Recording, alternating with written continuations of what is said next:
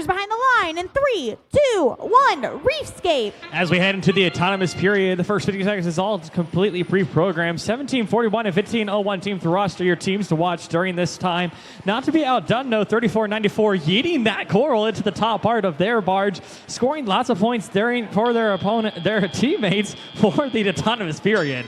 The remainder 2 minutes and 50 seconds is all tele-operated. Teams now maneuvering their robots. 34-94, the quadrangles picking up a game piece from the ground. Not a lot of teams can do that. The other team that can, though, is 1741. They've actually got 2 of those that are then dumped into a central trough, handed over to their elevator, then bringing that game piece up off the ground and scoring it into their the coral reef. 74-57, Super Duper successfully grabbing game pieces from their coral reef area and scoring it directly into their reef. 3 points for that game piece that it just scored on L2L, standing for level.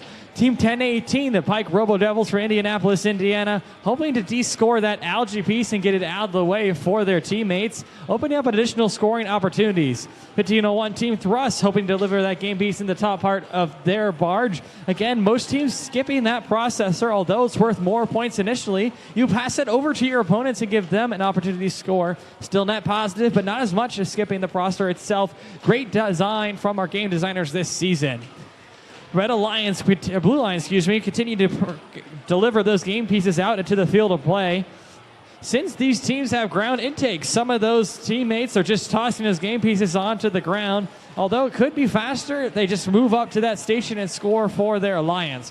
Score is currently 112 to 158 in favor of your Red Alliance. Red Alliance already usurping that ranking point threshold bonus. Blue Alliance as well. They'll continue to fight for the winning status as they continue to spin down with time. Only 40 seconds remaining in the match.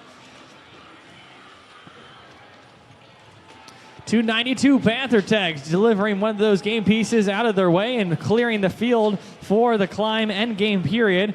With only 25 seconds remaining in the match, a lot of teams will start head over to those cages. The longer the chain, the more points they'll gain. We heard that sonar ping. Teams will now make their way and get elevated off the ground. 74-57, hoping to fill up that reef and sneak in additional game pieces. It appears like the Red Alliance was successful and may well be the first times here in Indiana that we've seen that.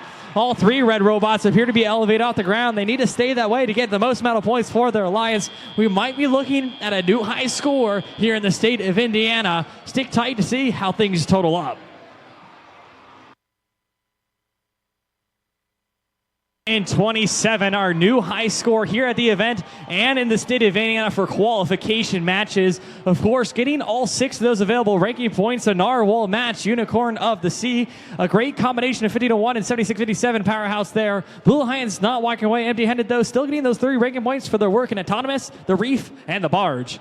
Stick tight for qualification match 8.